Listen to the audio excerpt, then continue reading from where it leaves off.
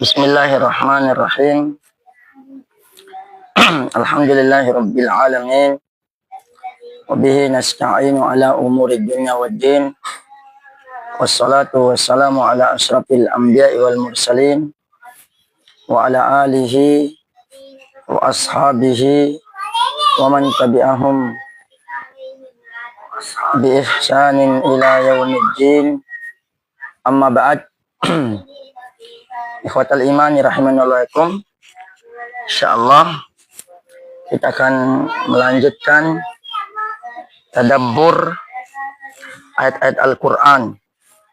Kita fokus ke ayat-ayat pendek juz ke-30. Alhamdulillah sudah kemarin kita masuk ke surat Al-Falaq. Yang sebelumnya sudah surat An-Nas. Nanti kita dari bawah ya, dari ayat pendek-pendek. A'udzu billahi minasyaitonir rajim. Bismillahirrahmanirrahim. Qul a'udzu birabbil falaq min syarri ma khalaq wa min syarri ghasiqin idza waqab. Nah, itu sudah kita bahas kata per kata maknanya. Katakanlah, aku berlindung kepada Rabb, penguasanya waktu subuh. Min syarri ma khalaq, dari kejelekan ya, dari kejelekan atau dari kejahatan makhluk yang ma khalaq, makhluk yang diciptakan oleh Allah Subhanahu wa taala. Wa min syarri ghasiqin idza waqab, dan dari kejelekan malam, ghasiq idza waqab, apabila telah gelap gulita. Sekarang kita masuk ke wa min syarrin naffatsati fil 'uqad. Kita bahas perkata dulu wa, ini artinya harfu atfin, harfu ataf untuk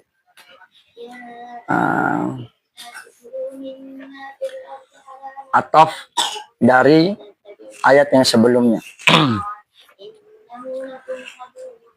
Syarri ismun majrur, itu isim di baris bawah karena ada min. Min itu harfu jar.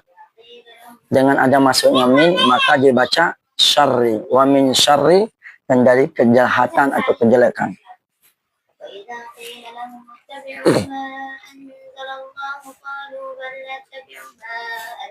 Kemudian wa min syarri ghasiq wa min syarri naffatsati fil 'uqad, dari kejahatan ya, an-naffatsat.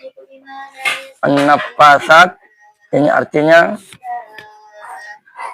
wanita-wanita atau penyihir yang meniup ya.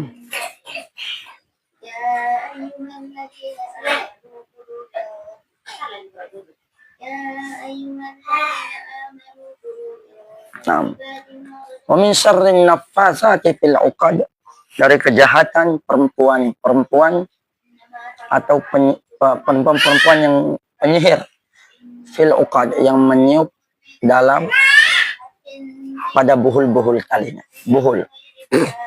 Jadi pada ayat ini Allah menjelaskan bagaimana cara wanita-wanita penyihir dalam melakukan sihirnya.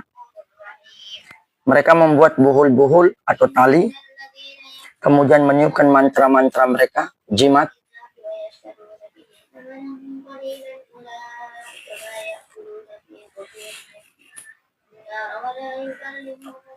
Sehingga oleh orang yang meruqyah, sebagian ulama melarang ruqyah dengan cara meniup, karena hal itu menyerupai wanita-wanita penyihir, katanya, yang disebutkan Allah dalam surat Al-Falaq. Namun pendapat ini dibantah oleh Imam Al-Qurtubi dalam tafsirnya. Beliau menjelaskan bahwa Nabi pernah meniup ketika meruqyah seseorang. Jadi yang tadi yang bilang tidak boleh meniup itu dibantah ya. Oleh karena itu, ketika seorang meruqyah dengan membaca Al-Quran, ia diperbolehkan meniup setelah membacakan surat-surat Al-Quran tersebut. Jadi Allah menghususkan penyebutan wanita dalam ayat ini. Nafasat. Ya. Pada zaman ini wanita paling sering melakukan sihir di kalangan bangsa Arab. Pada zaman itu ya. Pada zaman tersebut wanitalah yang melakukan sihir dan paling sering. Hal ini disebabkan para wanita yang selalu melakukan rutinitas seperti menyiapkan makanan atau membersihkan rumah merasa kurang pekerjaan setelah melakukan rutinitas tersebut. Akibatnya banyak dari mereka yang terjebak dengan kegiatan sihir dan sejenisnya. Nah, ini salah satu alasannya kenapa pada saat itu. Ada juga menyatakan bahwa sihir wanita lebih hebat daripada sihir laki-laki. Karena keburukan jiwa wanita tersebut. An-nafasat maksudnya adalah an-nufus, jiwa-jiwa yang jahat. Sehingga dapat mencakup lelaki dan wanita. Sebagaimana kita ketahui, surat Al-Falaq ini turun karena ada seorang Yahudi yang bernama Lubaid atau Lubid bin Al-Asam yang menyihir Nabi Muhammad sallallahu alaihi wa ala alihi wasallam.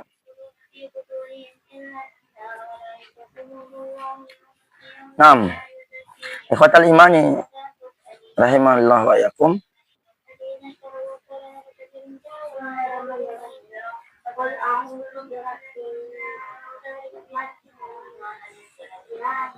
Dalam pembahasan ayat sebelumnya, min syarri ghasiqin idza waqab, dari kejelekan malam apabila telah gelap gulita, karena di waktu malam inilah kebanyakan pada umumnya kejahatan-kejahatan. Makanya dalam sebuah riwayat yang mana Nabi alaihi salatu wa ala alihi wasallam pernah memegang tangannya lalu memperlihatkan kepadanya rembulan saat terbitnya. Kemudian beliau mengucapkan sebuah ungkapan kepada Aisyah radhiyallahu anha, ta'awwadhi billah min syarri hadal ghasiqi idza waqab.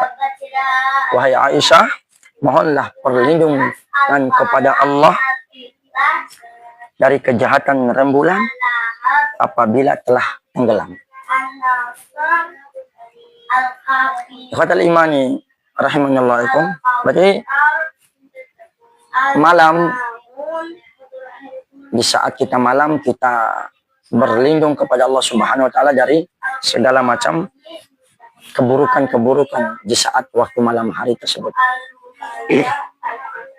Bahkan dalam sebuah riwayat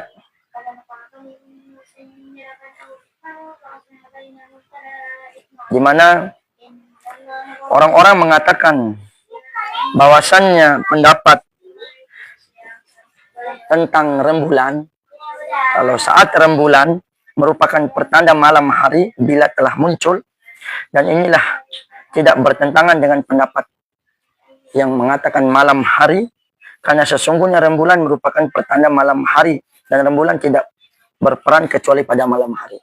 Dan saat datang rembulan, bulan, makanya Rasulullah mengatakan kepada Aisyah selaku istrinya, ta'awwadhi billah min syarri hadal ghasiqi idza waqaba. Ya. Berlindunglah, mohonlah perlindungan pada Allah dari kejahatan al-ghasiqi. Berarti ghasiqi ini dalam tafsirnya ini artinya dinamakan rembulan, itu pendapat yang lain. Sehingga tidak berkontradiksi antara ghasiqi artinya yang bilang rembulan atau bulan, ada yang mengatakan ghasiqi itu malam, itu tidak berkontradiksi. Kenapa? Karena rembulan datang itu di malam hari. Sehingga bintang-bintang tidak dapat bersinar kecuali pada malam hari. Begitu juga bulan. Jadi sejalanlah dengan saling mengisi, saling mendukung. Berarti ghasikin ada artinya malam hari, ghasik juga ada artinya rembulan. Wallahu ta'ala ala wa.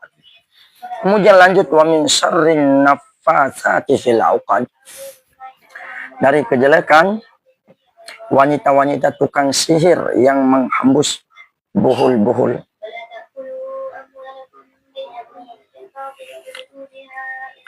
Dalam hadis bahwa malaikat Jibril alaihi salam datang kepada Nabi Muhammad SAW lalu bertanya, wahai Muhammad SAW, apakah engkau sakit? Nabi SAW bersabda, ya, menjawab. Jibril berkata, nah ini ruqyahnya Jibril alaihi salam kepada Nabi Muhammad sallallahu alaihi wasallam. Bismillahi arqik min kulli da'in yu'dhik wa min syarri kulli hasidin wa ainin Allahu yashfik.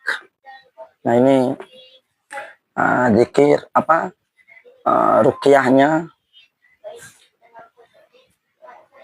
ruqyahnya Jibril alaihi salam kepada Nabi Muhammad sallallahu alaihi wa ala alihi wasallam. Bismillahi arqik, ini ana tulis. Bismillahi arqik.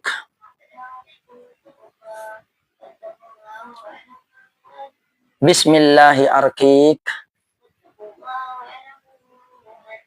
Bismillahi arqik min kulli da'in yu'dik wa min syarri kulli hasidin wa ainin Allahu yasfik. Dengan menyebut nama Allah, dengan memohon pertolongan Allah Subhanahu wa taala, arqik, aku meruqyahmu, kata Jibril pada Nabi Muhammad SAW. Min kulli da'in yu'dik, dari semua penyakit yang mengganggumu. Ini kita harus apa?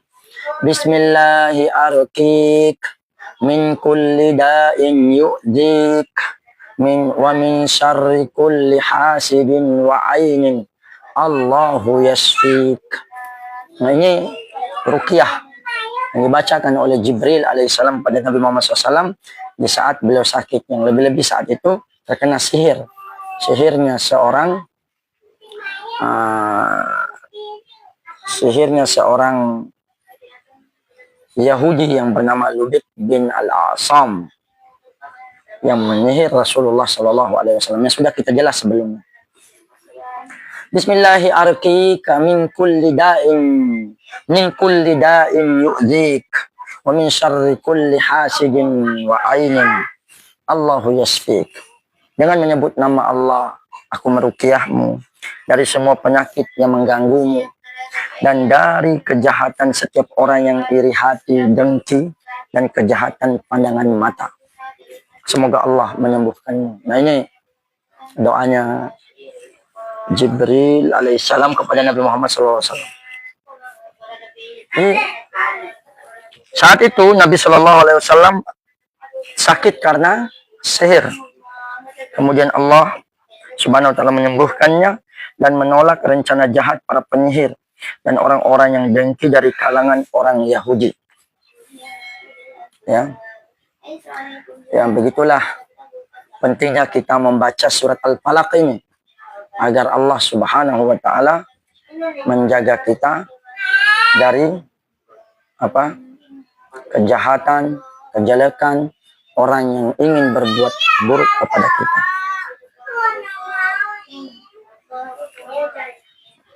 Kemudian ikhwatal imani rahimanallahu ikum.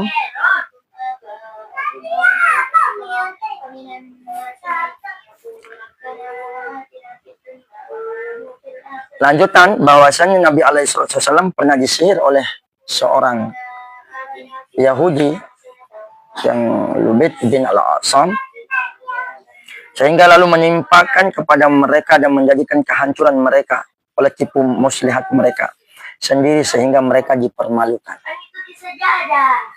Tetapi sekalipun pendapat mendapat perlakuan demikian, Rasulullah SAW tidak menegur dan mengecam pelakunya di satu hari pun. Insyaallah. Akhlaknya Rasulullah SAW bukan penyendam. Bahkan beliau merasa cukup hanya meminta pertolongan pada Allah dan dia menyembuhkan serta menyehatkannya.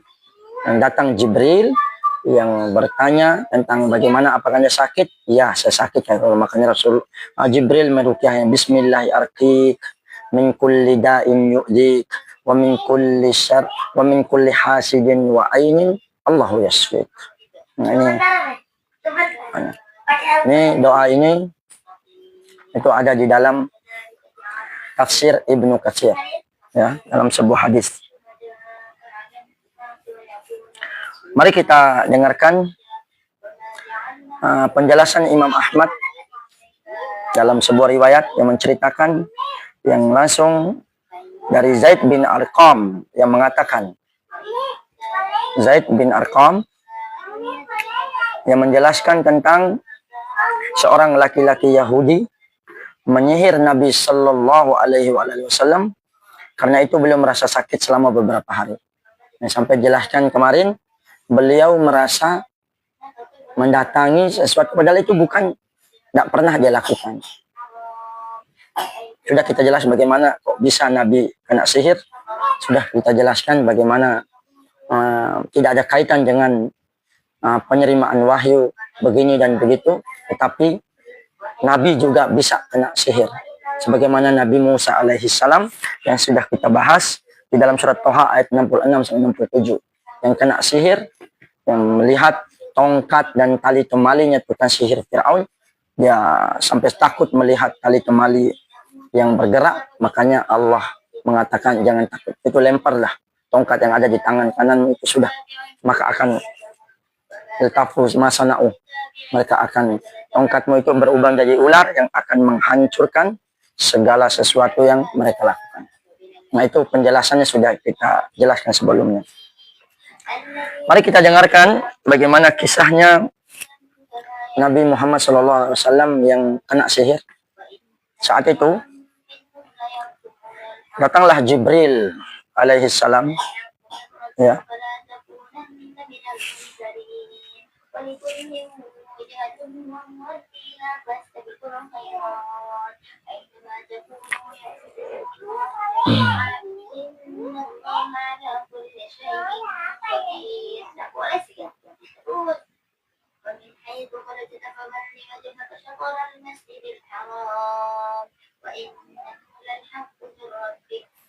Jibril bertanya,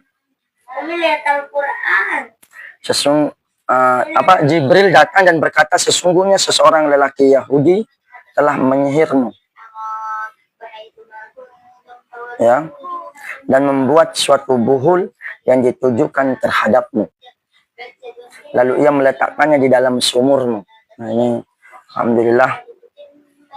Makanya ada, kalau kena sihir, kita minta sama Allah Subhanahu wa taala di mana letak buhul yang disimpan. Kalau seandainya kita tidak tahu, ya sudah, kita terus pasrah sama Allah, semoga Allah memberikan petunjuk di mana diletakkan sihir ini dan itu.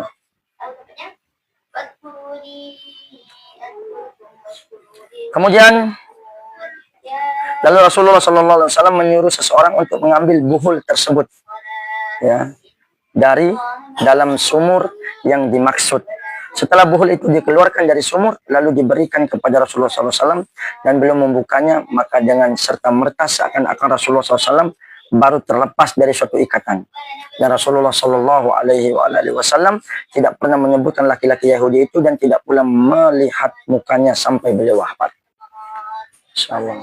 Beliau tidak pernah menyebut ini, tapi masalah ya, saking baiknya Rasulullah SAW tidak menyebut kejelekannya ini. Padahal Yahudi yang menyihir Rasulullah Sallallahu Alaihi Wasallam. Kemudian dalam sebuah riwayat Imam Bukhari mengatakan dalam Kitab At-Tib, ya,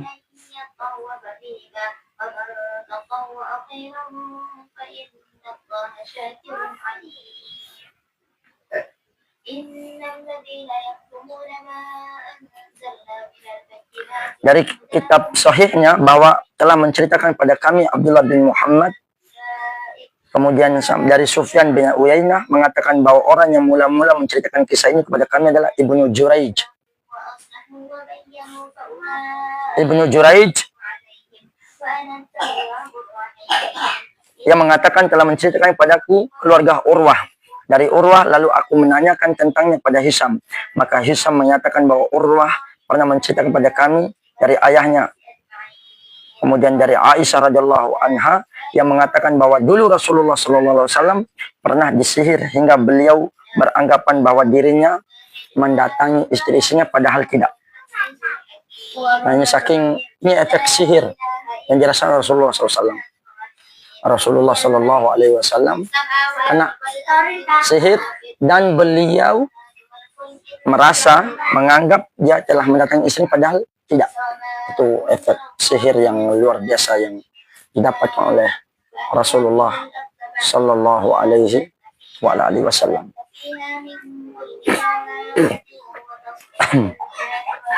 Kemudian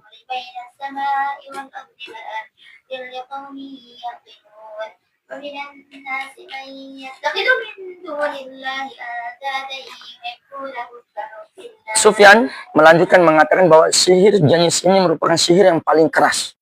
Ini sihir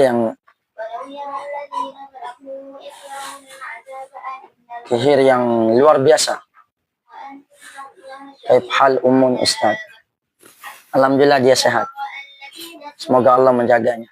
Lagi di samping anak. Ria Maulida. Ria Maulida, Uma. Siapa Ria Maulida? Sudah kenal? Ria Maulida. Ria Maulida. Dia siapa sih dia? Kenal?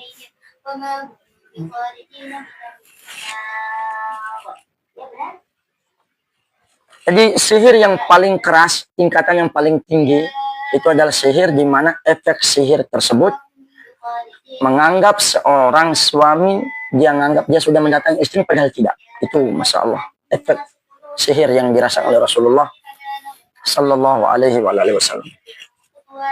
Rasulullah Sallallahu Alaihi Wasallam bersabda kepada Aisyah, ya Aisyatu, a'limti anna Allah qad aftani fi mastaftaituhu fihi. Aisyah, tahukah engkau bahwa Allah telah memberiku nasihat? Tahukah alimti? Bahwasanya Allah Subhanahu wa taala memberikan aftani fi mastaftaituhu fihi, tentang masalah yang aku telah memohon petunjuk darinya mengenainya.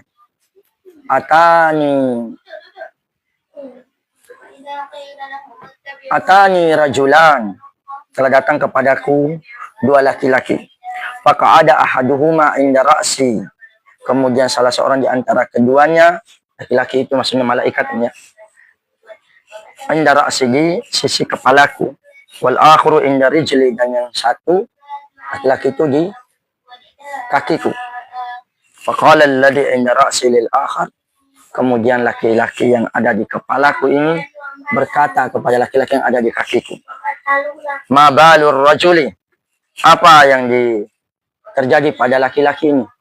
Maksudnya yang terjadi, maksudnya dua malaikat ini ngomong, dia yang ada di kepala sama yang ada di kaki, wahai fulan, apa yang terjadi pada seseorang ini?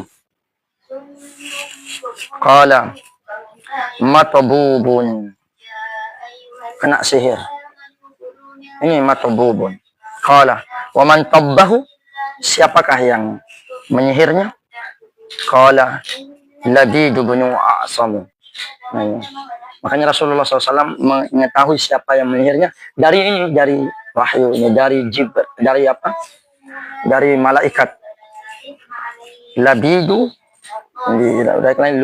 Lubayt itu Labidu bin A'sam, rajulun min bani Zuraikin haliful Yahudi kana munafiqa. Yang menyihir Rasulullah SAW itu namanya Labid bin A'sam, rajulun min bani Zuraiq, seorang laki-laki dari bani Zuraiq. Yang mana haliful Yahud, teman sepaknya orang Yahudi, karena munafiqah. Dia ini adalah orang munafik. Qala, fani, kemudian ditanya lagi, wafima, dengan apa? Fi mustin wa masyaqatin. Ya, dengan mustin. Dengan cara apa dia menyihir ini laki-laki ini? Labid bin Asam. Dengan sisir dan rambut. Nah, sisir dan rambut yang bisa dipakai sihir.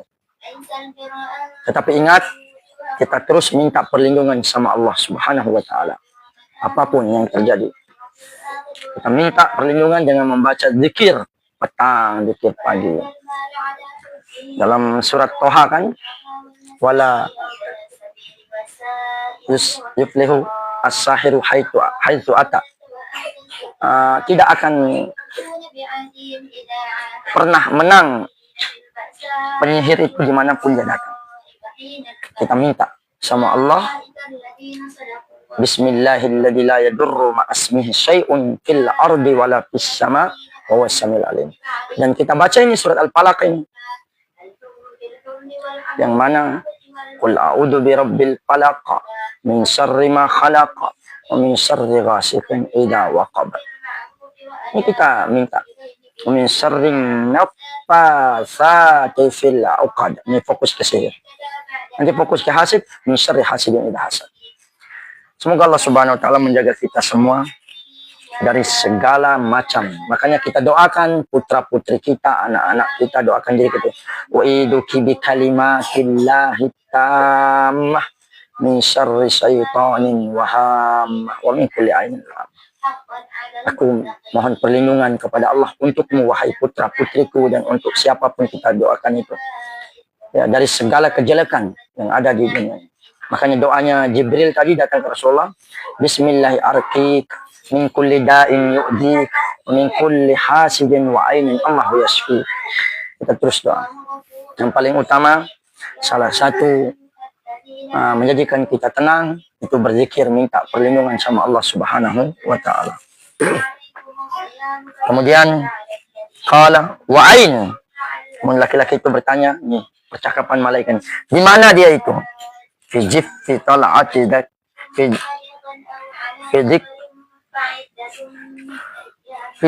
juffi tal'ati dakarin tahta ra'ufatin fi bi'ri dirwan. Di mana ditaruh itu buhulnya itu? Ya, di dalam mayang kurma.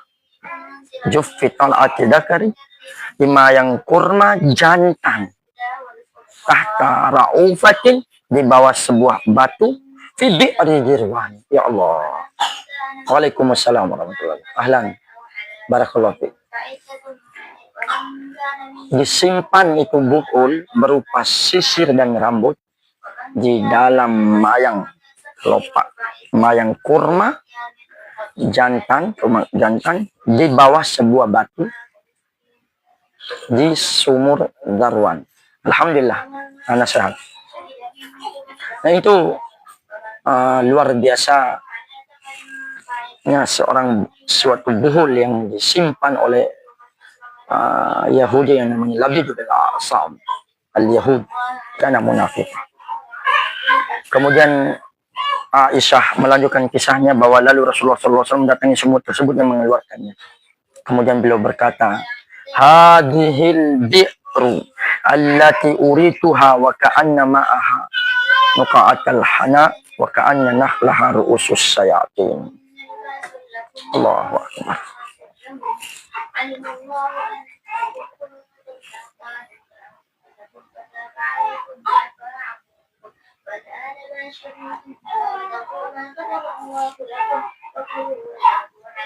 Inilah sumur yang diperlihatkan padaku dalam mimpiku, urituha wa ka'anna ma'aha, dan seakan-akan seperti warnanya airnya itu pacar merah, nuqa'atul hina, wa ka'anna nahlaha, dan pohon-pohon kurmanya itu seakan-akan seperti kepala syaitan. Kepala syaitan.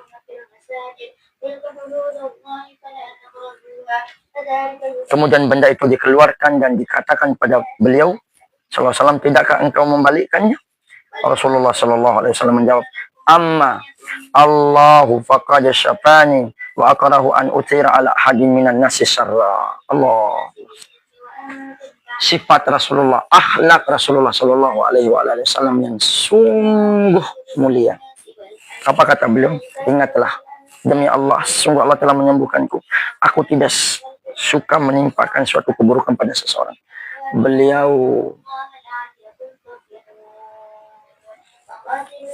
Beliau apa namanya? Beliau tidak mau membalas keburukan seseorang. Luar biasa.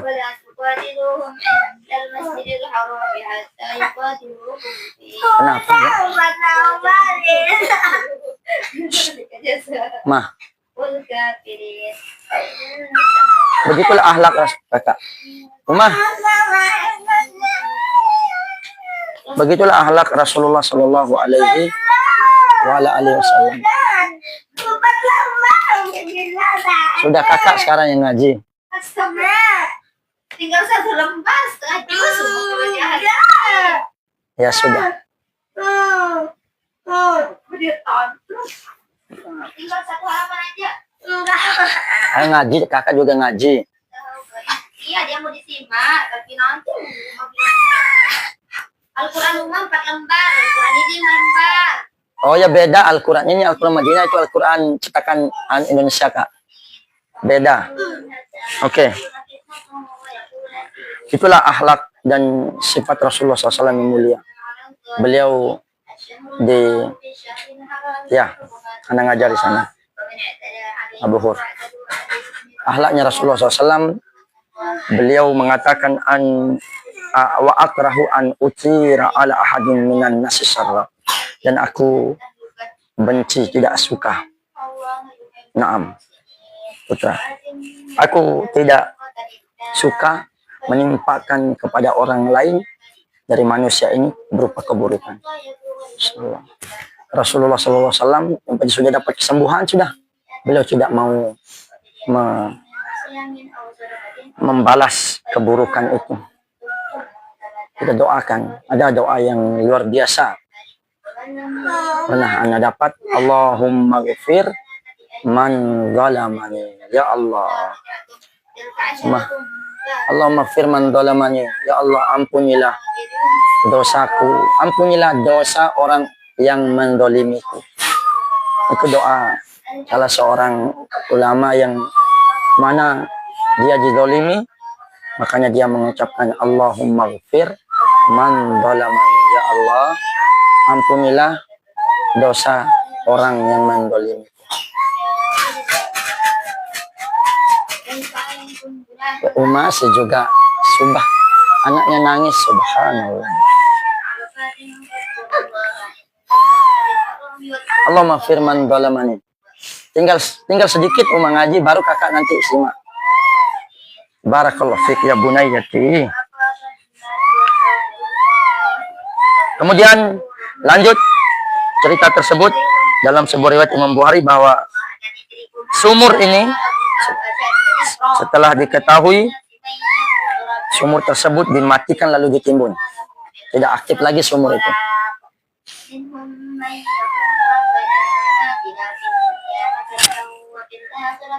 Itulah efek sihir yang didapatkan oleh Rasulullah Sallallahu Alaihi Wasallam. Kemudian dalam sebuah cerita bahwasannya siapa laki-laki ini? Itu Ibnu Abbas menjelaskan dan Aisyah pernah menceritakan bahwa pernah ada seorang pemuda Yahudi menjadi pelayan Rasulullah SAW. Nah ini dia sengkongkol. Bagaimana cara dapat sisir sama rambut itu? Lalu orang-orang Yahudi mempengaruhi pemuda itu dengan gencarnya hingga pemuda itu mau menuruti kemauan mereka. Ya Allah. Maka itu pun mengambil beberapa helai rambut Rasulullah SAW dan beberapa buah gigi sisir Rasulullah SAW yang biasa dipakai oleh Rasulullah SAW. Setelah itu kedua orang tersebut Setelah itu kedua barang tersebut, beberapa helai rambut Rasulullah SAW dan beberapa biji sisir yang dipakai Rasulullah SAW diserahkan kepada orang-orang Yahudi. Yahudi ini Masya Allah, na'udzubillah, Allahumma al'an. Ya Allah, berikan laknat atas orang-orang Yahudi. Al-maghdub alaihim, yang dibenci, yang dimurkai oleh Allah Subhanahu. Yahudi hasadan min indi anfusihim, karena mereka itu iri hati dalam diri mereka. Nah, itu dari mana Mustun dan sisir sama rambut itu dari yang kita bilang ada seorang Yahudi yang menjadi pelayan, digoda, dibujuk sampai untuk ngambil beberapa helai rambutnya Rasulullah Shallallahu Alaihi Wasallam.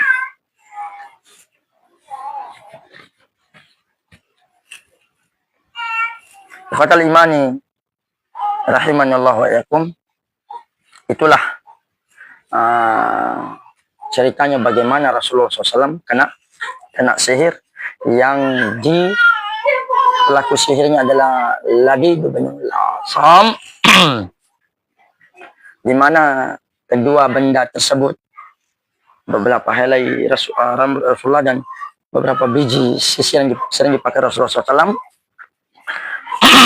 ditanam di dalam sebuah sumur milik Bani Zuraiqa yang dikenal dengan sumur Bi'ru Dirwan, sumur Dirwan. Maka Rasulullah SAW mengalami sakit dan rambut beliau kelihatan rontok. Beliau tinggal selama 6 bulan seakan-akan mendatangi istrinya, padahal kelihatannya tidak, dan beliau kelihatan gelisah, tidak mengetahui apa yang terjadi pada dirinya.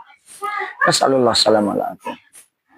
Kita minta perlindungan sama Allah Subhanahu wa taala dari segala macam kejelekan. Ini pentingnya bismillah, jangan menyebut nama Allah, minta. Ketika beliau sedang tidur, tiba-tiba ada 2 malaikat yang datang tadi, yang seperti cerita sebelumnya. Kenapa ini, kenapa itu? Jadilah, terjadi. Dan alhamdulillah, itu beliau mimpi melihat malaikat yang datang, yang berkomunikasi, kenapa si ini, dan seterus dapatlah buhulnya tersebut di sumur Dirwan yang diletakkan di bawah batu di dalam sumur tersebut. Jadi kata juf yang dikatakan tadi itu kulit mayang kurma. Kata raufah itu sebuah batu yang di dalam sumur, tapi menonjol, digunakan untuk tempat berdirinya orang mengambil air. Allah, betul dalam yang tersembunyi. Tapi Allah Subhanahu wa taala menyayangi dan mencintai Rasulullah SAW, mengetahui dimanapun, semua bisa diketahui semua. Maka Rasulullah SAW terbangun dalam keadaan terkejut, lalu bersabda, wahai Aisyah, tidakkah engkau mengetahui bahwa Allah telah menceritakan padaku tentang penyakitku ini? Nah, ceritanya. Rasulullah SAW menyuruh Ali, Az-Zubair, dan Ammar bin Yasir. Nah, ini 3 sahabatnya, Ali bin Abi Thalib, Az-Zubair bin Al-Awwam, sama Ammar bin Yasir, untuk mengeringkan sumur tersebut. Ternyata sumur itu basah, batu. Maka mereka bertiga mengeringkan sumur itu, yang akhirnya kelihatan seakan-akan seperti warna pacar merah. Mereka bertiga mengangkat batu itu dan mengeluarkan mayang kurma yang ada di bawahnya. Maka ternyata dalamnya terdapat beberapa helai rambut Rasulullah SAW dan beberapa gigi sisirnya. Dan tiba-tiba dalam terdapat benang yang berbuhul, mempunyai ikatan sebanyak 12 ikatan yang ditusuk dengan jarum. Ya ilahi, Allahumma musta'an. Qul a'udzu birabbil falaq min syarri ma khalaq wa min syarri ghasiqin idza waqab wa min syarri nafathati fil 'uqad. Makanya Allah menurunkan 2 surat yang dinamai dengan surat Al-Mu'awwidatain, surat Al-Falaq, surat An-Nas, yang mana setiap Rasulullah Shallallahu Alaihi Wasallam membaca satu ayat dari kedua surat tersebut, beliau merasakan agak ringan, sehingga terlepaslah semua ikatan benang itu dan bangkitlah beliau seakan-akan baru terlepas dari ikatan. Sedangkan Jibril alaihi salam mengucapkan yang tadi, Bismillahi arkik min kulli da'in yu'dik wa min kulli hasidin wa ainin Allah yasfik. Ini doanya Jibril, rukyahnya Jibril pada Nabi Muhammad SAW. Dengan menyebut nama Allah, aku merukyahmu dari segala sesuatu penyakit yang mengganggumu, dari segala yang dengki, dan dari pandangan mata yang jahat. Semoga Allah menyembuhkanmu. Ikhwatal iman, rahimanallah yakum. Itulah ceritanya bagaimana Rasulullah SAW kena masih. Setelah itu mereka berkata, ya Rasulullah, bolehkah kami menangkap Yahudi tersebut, orang jahat tersebut, dan membunuhnya? Sahabat tanya, dengarkan ini, Nabi tidak membalas. Akhlak mulia Rasulullah SAW. Amma ana faqad safani Allah. Adapun anak saya sudah disembuhkan Allah Subhanahu wa taala. Akidah yang kokoh dari seorang nabi, sebagaimana nenek moyangnya, bagaimana Nabi Ibrahim alaihissalam yang mengatakan wa idza maridtu fahuwa yashfin. Apabila aku sakit, dialah Allah yang menyembuhkan, yang menciptakanku, yut'imuni wa yusqin, yang memberikan makan, baiknya semua Allah. Dan apabila aku sakit, dialah yang menyembuhkanku, kata Ibrahim saat itu. Dan turunlah akidah yang kuat itu terhadap dzurriyyahnya, keturunan-keturunan. Muncullah seorang nabi akhir, Nabi Muhammad sallallahu alaihi wasallam, yang mengatakan amma ana faqad syafani Allah. Adapun ana, saya sudah disembuhkan Allah. Allah telah menyembuhkanku. Wa akrahu an utira ala an-nasi syarra, dan aku tidak suka untuk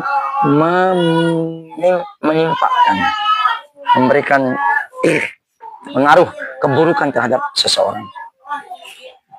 Balas dendam, beliau sallallahu alaihi wasallam tidak melakukannya. Insyaallah. Ikhwatal imani, rahimani Allah wa iyyakum.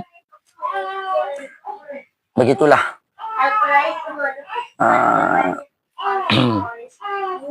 tapi cerita yang tadi yang terakhir itu dikatakan oleh Ibnu Katsir dalam kitabnya.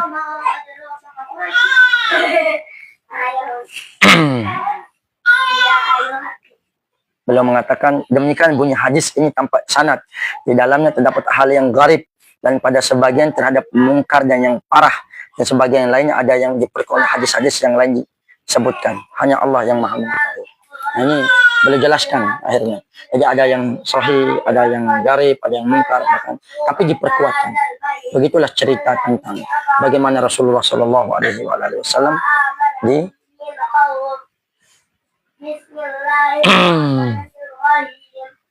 apa namanya, di sihir. Ikhwatal imani rahimanallah yakum. Kemudian terakhir, ayat yang terakhir, wa min syarri hasidin idza hasad, dan dari kejahatan, ya, dan dari kejahatan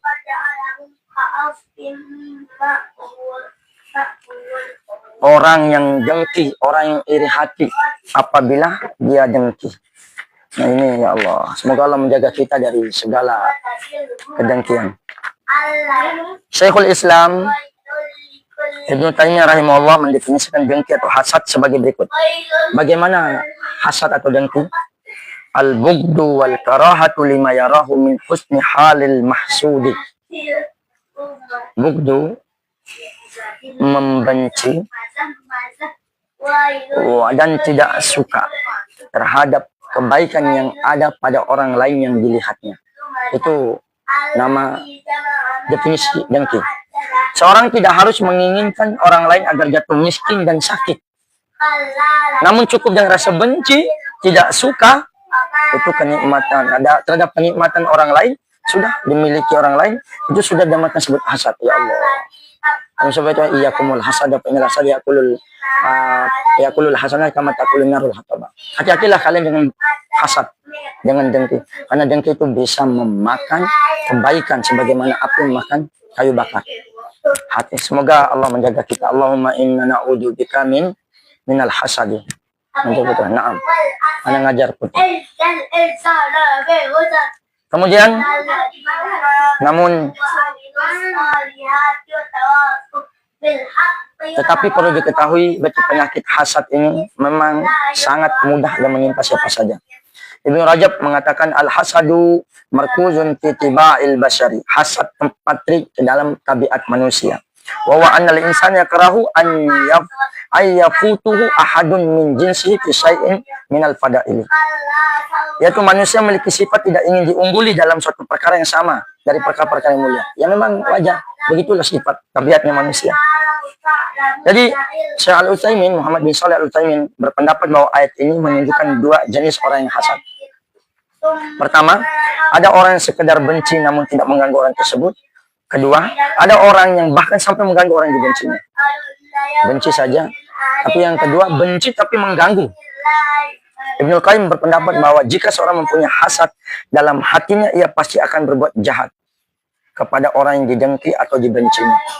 Kejahatan tersebut tidak harus dengan tangan maupun ucapan, tapi dengan muncul lewat jiwa mata terhadap orang tersebut. Ain. Wa'idzuki bika, a'udzu bikalimatillahi tammati min syarri syaitonir rajim min kulli ainin lam. Seorang harus berlindung dari kejahatan orang hasad. Jangan baca ayat ini. Min syarri hasidin idza hasad. Apalagi kita tidak tahu siapa yang hasad pada kita, karena mungkin saja terdekat dengan kita ternyata mempunyai hasad pada kita. Akan jangan doa baca ayat ini penuh renungan, penuh tadabbur, insya Allah Allah akan menjaga kita dari itu semua. Hasad memang sangat berbahaya sehingga Allah mengkhususkan penyebutan dalam surat ini. Karena hasad membawa malapetaka. Orang yang hasad mungkin menimbulkan kejahatan pada orang yang ia dengki, sehingga ia dapat berbuat apa saja. Nasallallahu alaihi wasallam. Oleh karena itu, dosa yang pertama kali dilakukan di langit adalah karena hasad. Begitu juga dosa pertama kali dilakukan di bumi karena hasad. Di langit siapa? Iblis. Iblis hasad pada Nabi Adam. Ana khairum, ya, yang iri hati. Allah memerintah Iblis untuk bersujud pada Adam, dia tidak mau. Iblis hasad dan tidak mau bersujud.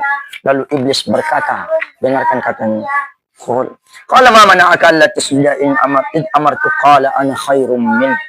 Aku lebih baik daripadanya, katanya Iblis. Khalaqtani min nar wa khalaqtahu min tin.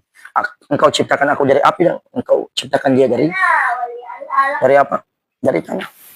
Itu dalam Al-Quran surah Al-A'raf ayat 12. Itu hasadnya Iblis dan dia sombong, menganggap diri lebih baik. Karena hasad Iblis tidak mau sujud. Iblis rela dimasukkan ke dalam neraka asalkan tidak sujud pada Adam. Dia rela melakukan apa saja, yang penting dia untuk menghancurkan ini katanya. Bahkan karena hasadnya Iblis justru menginginkan seluruh keturunan atau anak Adam, Bani Adam, keturunan kita semua termasuk masuk neraka bersamanya. Saking hasadnya itu Iblis pada Adam alaihissalam. Coba lihat bagaimana dalam Al-Quran Allah berfirman dalam Al-Hijr 39:40. Qala rabbi bima aghwaytani la uzayyinanna lahum fil ardi wa la ughwiyannahum ajma'in. Iblis berkata, ya Tuhanku ya Rabb, oleh sebab engkau telah memutuskan bahwa aku sesat, maka aku akan menjadikan mereka memandang baik perbuatan maksiat di muka bumi, dan aku akan menyesatkan mereka semuanya. Allah. Illa ibadaka minhumul mukhlasin, kecuali hamba-hambamu yang ikhlas di antara mereka. Semoga Allahumma inna nas'alukal ikhlas. Semoga Allah menjaga kita semua dari godaan syaitan terkutuk. Itu dosa pertama yang dilakukan di langit karena hasad. Dosa pertama yang dilakukan di bumi karena hasad. Siapa dia? Qabil. Hasad sama saudaranya Habil. Coba lihat dalam surat At-Taubah dikatakan, At-Taubah, surat Al-Maidah ayat 27. Watlu alaihim naba'a banai Adam. Ceritakanlah kepada mereka tentang dua anak Adam bil haq, dengan kebenaran, dengan sebenarnya. Idh qarraba qurbanan, kala keduanya mempersembahkan kurban. Fatuqabbila min ahadihima, dan diterima dari salah seorang mereka. walam yutaqabbal minnal akhar, dan tidak diterima dari yang lain. Itu Qabil. Yang diterima itu Habil, yang tidak diterima Qabil. Waalaikumsalam warahmatullahi wabarakatuh. Qala la aqtulannak. Sudah enggak lagi. Qala la aqtulannak. Kemudian berkata, aku akan membunuhmu wahai saudaraku, ya Allah. Bayangkan ya. Gara-gara hasad. Kenapa dia diterima? Kenapa aku tidak? Makanya dibilang la aqtulannak, maka aku akan membunuh. Saudara, satu rahim. Anak Adam, anak Nabi. Itulah dosa pertama dilakukan karena hasad. Allah mengkhususkan penyebutan hasad di dalam ayat surat Al-Falaq di ayat yang kelima ini, min syarri hasidin idza hasad. Jadi hasad membuat banyak bencana. Bencana bagaimana perbuatan itu iblis di langit dan anak Adam dibunuh.